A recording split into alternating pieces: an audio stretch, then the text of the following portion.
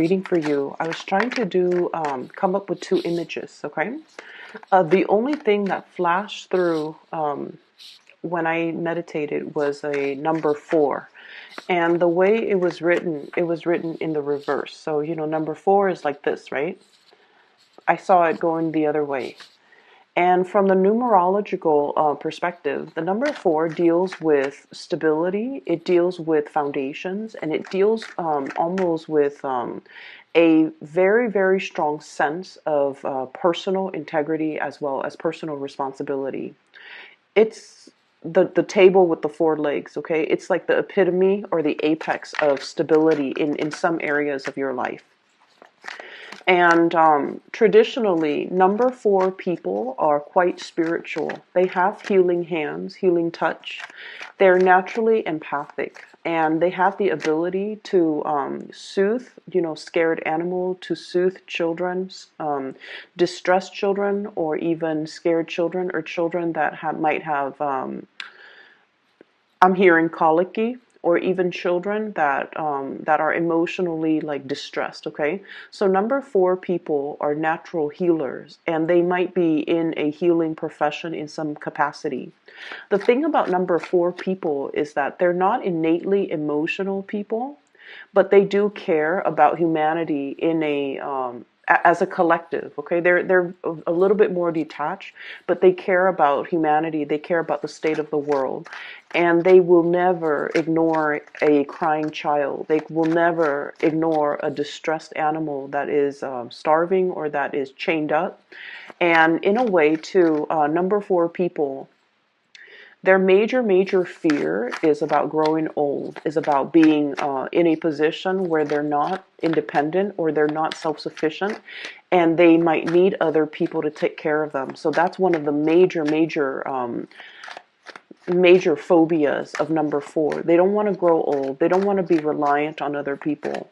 They don't especially want to be put in any type of a situation where they can't take care of themselves. Okay, so I feel like, all the number 4 energies, the good side and the shadow side, is really coming up in this spread. And especially because the 4 showed up in the reverse, it indicates to me more of the shadow side of the number 4 coming up for you to kind of reorient your life. Okay, so the whole concept about, many of you, about, being a healer, being an empath, being a light worker, and being in a position where you are soothing people, you're taking care of distressed people, you're taking care of you're taking care of people who are in dire need. Okay, many of you might be in the healthcare profession, might be in the healing profession, might even be in an academic environment where you are somewhat trying to come up with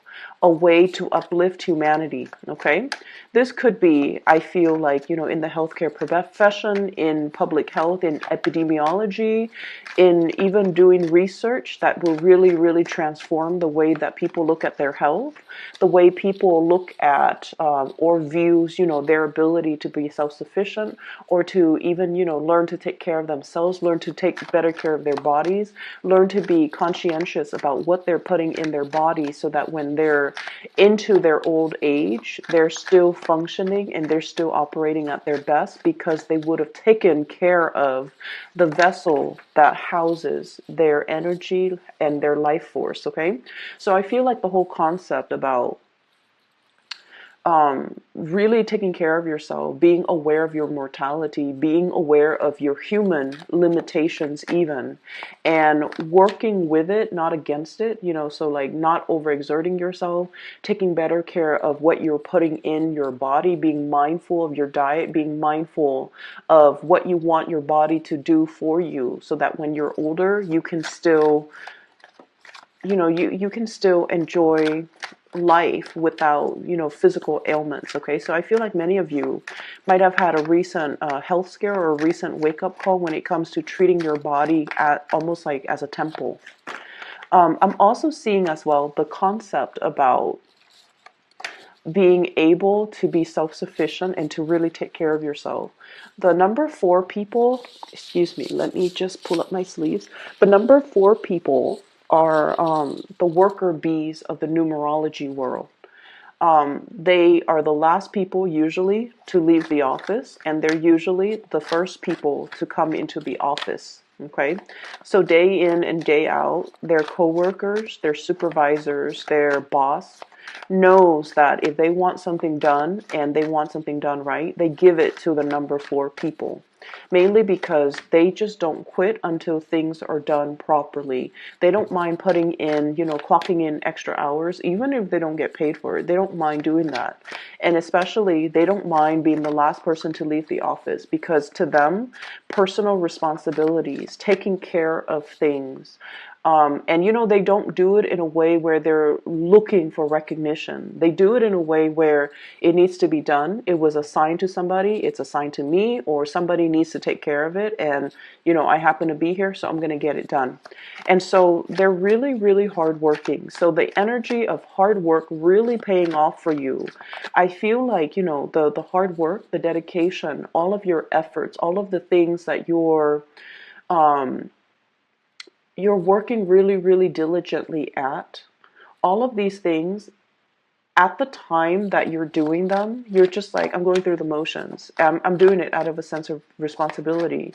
But what you don't realize is that it helps to ground you, it helps to anchor you, it helps to really build up that foundation for you so that you can be seen as a major force to be reckoned with in your professional life, in your work environment. You're admired and, even looked up to, like heavily looked up to, admired, and even intimidated by the people who are working in your midst, who are your colleagues, mainly because you're kind of like that energizer bunny. You keep going, you don't get fatigued, you don't get tired, and you're not one to keep scores like, oh, I did this yesterday, so you need to do it the next day. You're not one to do that. You're just, duty calls, I need to get it done, so I'm going to get it done. And as a result of it, it's very, very foundationally good for you to work with this energy, not to give up, do what you feel you need to do, regardless of who's watching. Okay, so I feel like there's a lot of lessons here coming in regarding hard work, regarding paying it forward, and really grounding yourself. And just know that hard work will always, always pay off. It might not pay off in the immediate moment in time, but months and years and further down the line, it's really going to come home. The good karma will really come home and roost for you. Okay. So that's what I'm feeling here. For many of you, you might be, exhibiting the number 4 energy in your work environment, where people have a great deal of respect for you. They also see everything that you're doing, and it inspires them to want to achieve more. It inspires them to almost like want to be like you and want to, it's almost like they're trying to figure out where the source of your endless energy comes from, what really, how you recharge, how you can keep going without, feeling fatigued. Okay. And they're almost trying to figure out where that source of that fountain of youth comes from as well. And I'm hearing the fountain of youth mainly because I feel like for many of you, you don't get tired, and your energy is very sprightly, it's very optimistic, it's very buoyant. And another thing is that number 4 symbol is also very similar to the symbol of Jupiter, and Jupiter deals overall with optimism. It deals with luck, it deals with expansion, and it deals with the ease in which we navigate problems in our lives. We don't let them bog us down for too long. We kind of blast through it. We pick ourselves up of our own bootstraps, and then we keep going. So a lot of people are looking at you in awe and admiration and wondering where your source of energy, drive, determination, optimism, and abundance is. Where is that coming from? And it's not apparent to them. And I feel like, for many of you in public, you have a very dignified and regal way in which you express yourself. And I feel like, you allow yourself to be vulnerable to the extent where When you're around people that you love and people that you trust 100%, that's when you let the vulnerability shows. But when it comes to, acquaintances and just random people in your environment, they see you as somebody who's like a pillar of strength and stability, like, that the table with the four legs. They don't see you buckle under pressure. And the table with the flat surface, it is able to withstand a lot of weight. It's able to hold and contain a lot of things. So I'm also seeing, kind of like that reservoir, deep reservoir of knowledge, and not only just, technical knowledge, but also spiritual knowledge. So I feel like people see you as being very, very strong, very, very stable. You don't buckle under pressure, and you never need to ask other people for help, okay? Let me get two more cards for you. Okay, so we have two. Which I feel brings me to the point of the reading. Because, like I said, the number 4 comes out almost like in the reverse. Okay, I'm seeing it kind of like a reflection of it in the mirror, where it's transposed in the opposite direction. So what that means is there will be situations, a lot of situations, a lot of troubleshooting, a lot of fires that you have to put out in your environment. Okay, you have to bring kind of smearing over into. Into the time of Aries. And I was laughing because when I said smearing, I see this kid with like a crayon and going wild on the walls. Okay, so many of you might have a little bit of like boisterous children. Okay, a little bit naughty, might be getting in trouble. So there's just a lot of fires that you have to put out, either in the household environment or even in your work environment, but you're handling it with such grace.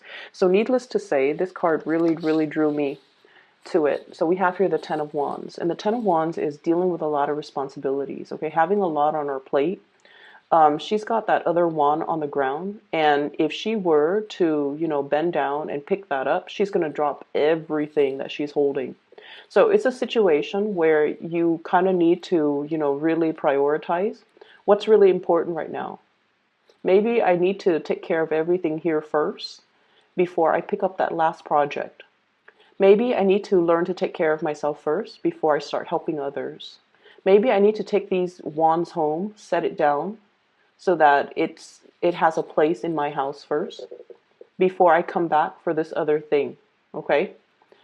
Or maybe I just need to be strategic about it, put everything down, kind of get a string or a cord or some piece of cloth and bundle everything up so that I can carry them in an easier manner. So I feel like you're shifting priorities, you're shifting your work around, you're moving things around, as well as arranging things so that they're more manageable for you. So I definitely feel like, the later part of this month is about the expending of your energy, okay? Where are you wasting energy? Where are you expending it in the right channel? And how can things and processes and procedures and ways of doing be made so that they are more effective, so that they are more streamlined, so that we can work smart rather than work hard. Okay.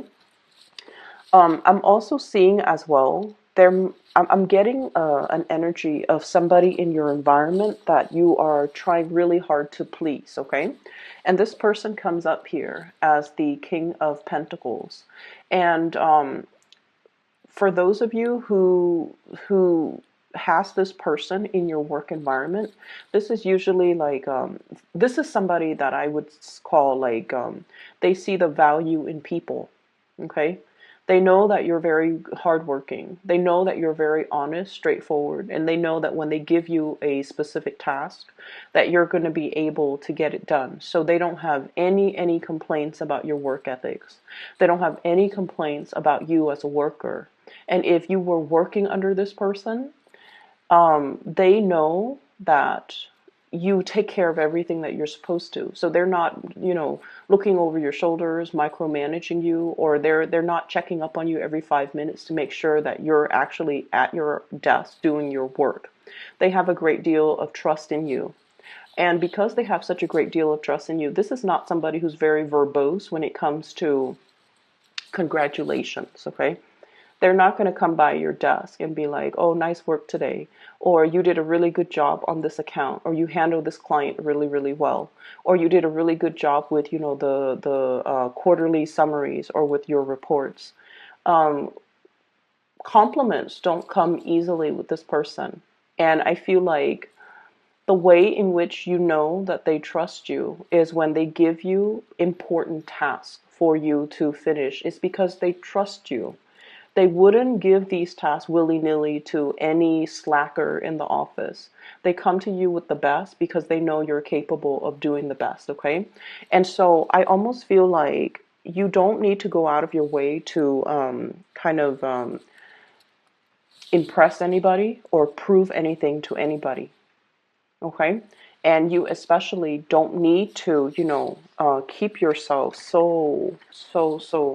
We have the devil and the Ten of Wands, and this is like, responsibility, being a workaholic. Like I mentioned before, the number 4 people are like the workaholic of the numerology world. This is ultimately workaholism, not having that good personal life and work life balance, feeling a little bit like overwhelmed, kind of like you're sinking or you're drowning with a lot of responsibilities, okay? And so you don't need to, if you feel like, oh, I need to make a good impression, I just started a job, I need to prove myself, you don't have to do any of that, because the people around you, especially that superior, is totally aware that you are capable of doing a lot, but they're also aware that you're hardworking. So you don't need to go out of your way to prove this to things done. Most of those things will be bounced back to us for fixing.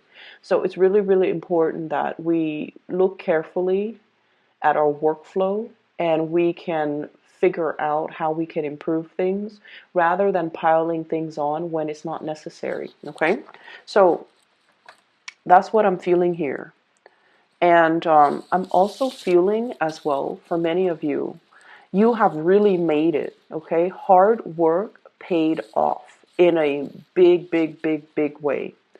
And I have this card here, the Magician. The Magician is mastering a skill. And what this card denotes to me is it's somebody who's very well-rounded, okay? He has all the suit of he has all the suit. So the sword, the wands, the pentacles, and the cups. Okay, so he's master the 4 elements. And so I feel like for many of you, you're very well rounded. You have a multitude of skills. So I see people who have had a lot of jobs, as teenagers, okay? You might have been a cashier, you might have worked in fast food, you might have been a waitress, you might have been a hostess, you might have been a receptionist. You had a myriad of skills under your belt. And so when you go out into the world as, in your 20s, okay? And you're trying to find like part-time jobs, or you're trying to figure out like, what career path should I go? You have a lot of things to go off of. You have a packed resume, a stacked resume. And I also feel like a lot of the times, one of the dangers about, being so well-rounded and so versatile is that it can make it very difficult for us to really commit to, decide upon, and stick to a specific career path. Because we feel like one career might bring us a lot of financial abundance, for example, but it's not intellectually stimulating.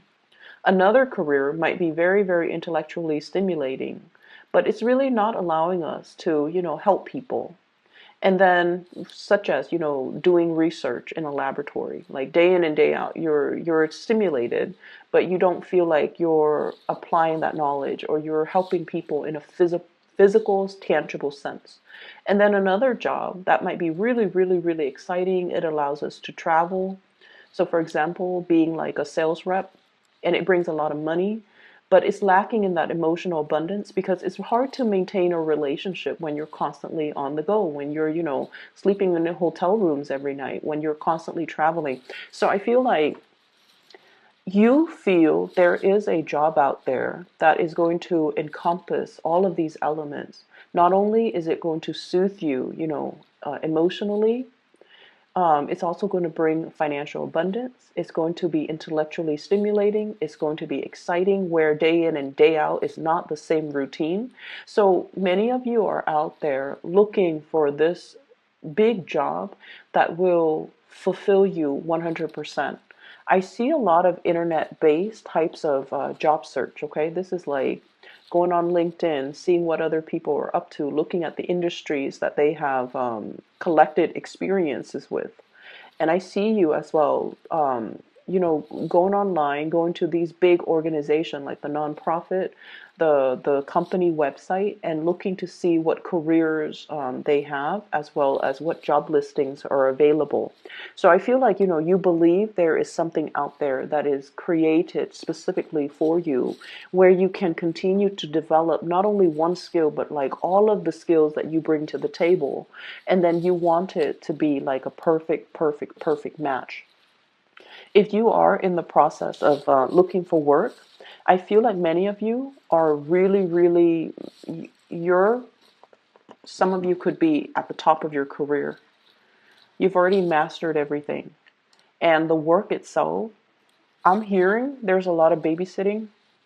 Okay. So I don't know if you're taking care of children physically, or you feel like, my job title is a specific way. It was advertised like this, but I feel like I'm picking up a lot of people's slack. And then as a result of it, you don't want to be in an environment where you stop growing. It's like everybody's growing, and you're doing a lot of like legwork, and you're cleaning up after people, and you just feel like there's more to life than this. There's more to my capabilities, and this job is really limiting, my ability to learn more, my ability to expand. So I'm looking elsewhere. So I see many of you looking elsewhere, many of you as well, moving forward and trying to find something that encompasses, everything that you love, and that will be more in alignment with you. This is going to be on the horizon for you. Okay, we have the Wheel of Fortune, things turning around, and kind of like, I usually think of this as like a door opening or a portal. Okay, and the stars have to align in order for the portal to open. It's sort of like, those um, it's like those the sacred space, and I'm getting a lot of, Indiana Jones like references, where things have to all be aligned in order for a specific situation to happen, or a specific thing to open. Like the time is not ready yet, and when it does open for you, it's really going to free you from this mental prison here with the Eight of Swords. It's sort of like feeling stuck, feeling like I don't even know which direction I want to go. I want to go in. Having a lot of thoughts, having a lot of what ifs, having a lot of like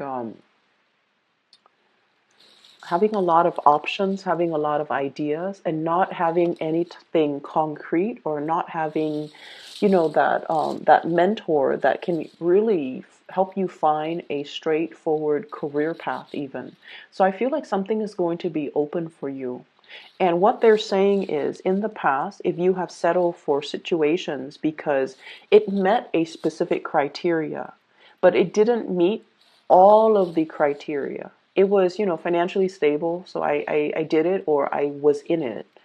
Or the other one, it was, intellectually stimulating, but it wasn't very stable financially. So something is coming into the picture that will honestly, truly meet all of your criteria. And you might have thought that, this situation would never come around, but I feel like it is going to be in the picture for you. And wait around for it, and especially during this Mercury, these portals opening up for you. Okay. In the love relationship sector as well, I feel like you have two options on the table here. I don't see people juggling. I don't see people, cheating or anything like that. I have an air sign, so this is air energy: Aquarius, Gemini, and Libra. And then I have an earth sign, a Taurus, a Virgo, or a Capricorn. So first of all, let's talk about this air sign. Um, they're linked up with a magician. Okay, so they're incredibly, incredibly, incredibly intelligent. Very, very intelligent. You can like stay up all night talking to them. You don't mind because they're just a joy to talk to. They have a lot of ideas. They have a lot of plans. They're just really, really fun to talk to. They're very inspiring to be with, and they're so intelligent that they kind of expand your knowledge base. Okay. And I feel like this person is so, so, so, so intelligent that they can also be a little bit critical. Um, Not in a snippy, moody way, but I feel like when they talk about something, they have already like thought out all they have thought about all the possible outcomes that could result from it. So, for example, they might say like, they might say like, I really, really want to be a teacher, but I know that, teachers don't get paid a lot, especially in the public school systems. And then we have to deal with all of those administrative meetings, which really cuts into the time that I have in the classroom. And then on top of that, we're now teaching to, meet some standardized test scores. Just we're teaching students just so that they can pass the test. We're not really teaching them life skills, or we're not really teaching them properly. So as a result of it, I'm not going to be a teacher. So it's sort of like that. They have thought about every possible avenue, every possible factor, every possible downfall and pitfalls about a situation. So even though they have a lot of good ideas, they're very, very scared to act. I feel like you're dating this person socially. We have here the Three of Cups. And then I also feel like the communication there's a lot of internet-based type of communication, text messages, emails, and fast, swift communications happening between you and this person. And I feel like this person is not 100% sure how they feel about you. Okay? They're still a little bit stuck in their predicament. They're going to free themselves soon and come towards you. But what I do feel is they see your energies like this. You guys are the life of the party. Like when you work hard. When you play hard. And so I feel almost like this is somebody who might be a little bit more of a homebody. They see your energy as the life of the party. The magician is what I usually call the life of the party. It's somebody who knows how to talk and mingle with everybody from all walks of life. And when they go out and they have fun, they really, really know how to let their hair down. And I feel like because of that, this person feels a little bit intimidated by you because they're not really sure if you are. They might see you as having a lot of options. Seven of Cups. So they need to have 100% certainty that you are into them before they can commit to you. So that's just so you know. On the other hand, I do see another person here, and this is the King of Pentacles, Earth sign, Taurus, Virgo, Capricorn. This is what I feel like the Mr. or Mrs. Right. Okay, this is like the person that has everything that we look for in a partner. This is somebody that we want to bring home to mom and dad. They're proper, they're polite, they're financially stable, they're very loyal, and they're also very calm and in a way like bashful when it comes to public display of affection. Okay, this is someone who's very prim and proper. Some of you might be in a relationship with this person, and recently it seems like there has been a lot of responsibilities from your end and from their end where you're not able to meet up together as a couple. There might have been a few arguments and flare-ups in the relationship recently as well. But no matter what, you and this person always comes back together. This is somebody where if you've had a really bad day, they will give you a foot massage. Okay, if you were on your feet all day, they will go home, pamper you, massage you, and just take care of you. They really, really take care of you. They're not 100% emotionally expressive. And I feel like the characters you're dealing with, this air sign and this earth sign, they're not 100% emotionally expressive. They're not going to tell you, oh, you look very beautiful today. They're not going to tell you, I really appreciate everything that you do. They don't work and operate in that way, but just know that you are very, very loved and looked after. And, like I said, you're a force to be reckoned with. So I feel like the people around you really, really care about you. They just don't express it in a very verbal way. And so you kind of, with the Mercury retrograde time frame, the best way for me to explain how to navigate the energy is don't listen to what people say, watch what people do. Because the surface communication, it's all a facade, it's all an act. It doesn't really mean anything at the end of the day. It doesn't even matter. It doesn't even have any substance. Look at what people do. And this person, I feel like they will do things to show how much they care. This person as well, they will do things to show you, how much you mean to them. And so, whatever, I feel like, if you feel a little bit overwhelmed with work, I definitely feel as well that you have to learn to kind of balance out your work life and your personal life, or even your social life. Okay, like work hard, party hard, or play hard, but you also need to preserve the time to really be there for these people who are also quite important in your life.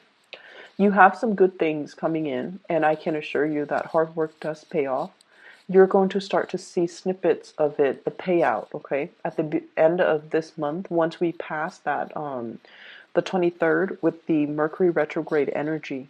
So things will be righted again. Just make sure that you're not taking your work home. Make sure that, you leave the time and the space for yourself to kind of leave work at work. And then when you get home, that you're not constantly thinking about it, okay? Let me see if there is anything else here. I feel as well, the later part of this month is also a really, really good time for dating and getting back out there and socializing for many of you.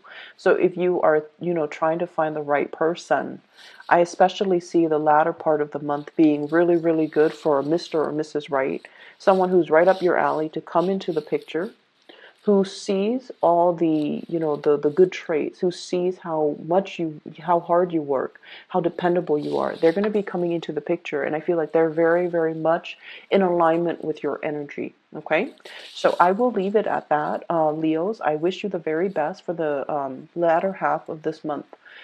If you are interested in a reading, I do have a link in the description box below for a psychic. Her name is Bridget. She's based out of California. She is phenomenal.